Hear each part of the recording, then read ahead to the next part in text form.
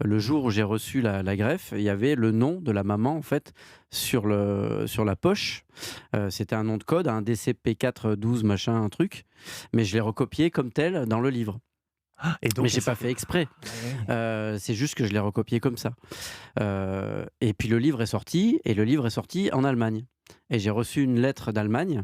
En plus, j'étais en train de faire des conférences sur l'imagination dans un contexte d'hospitalisation, Mexique et cetera, et entre une banane et un Mars, il y a une petite, enveloppe blanche et dedans, et il y a, la directrice qui me dit: «Ben, voilà, on a retrouvé, j'ai lu votre livre, je suis tombé sur le code, je l'ai rentré dans l'ordinateur et en fait, j'ai retrouvé la mère et le fait est que la mère, en plus, travaille avec nous à l'hôpital.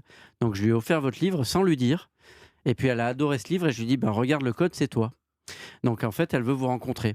On sait très bien, qu'en France, c'est interdit, mais par contre en Allemagne, après 2 ans avec un consentement mutuel, c'est possible.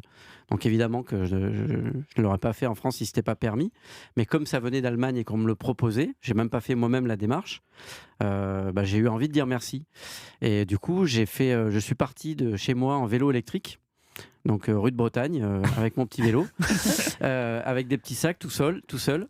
J'ai dormi que dans des cabanes, dans des bulles, au milieu des champs, une péniche aussi. J'ai gravé un vinyle comme Les Surprisiers à un exemplaire, où j'ai fait une chanson qui s'appelle, Family.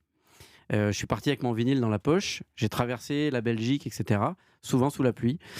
C'est étonnant en Belgique. Et je suis arrivé dans cette ville qui pour moi était comme une espèce de ville de rêve engloutie quelque part, qui était Düsseldorf, où mes cellules souches, avaient dormi pendant 15 ans. Donc, hem, dans la cryogénisation, hein, c'est-à-dire, à -120°, congelé pendant 15 ans.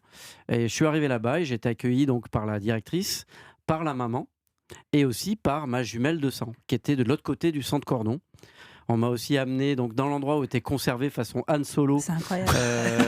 quand même parce que c'est un peu ça, congelé, dans une grande citerne qui fumait comme on aurait dit, qu'on était dans Thriller mais sans les zombies.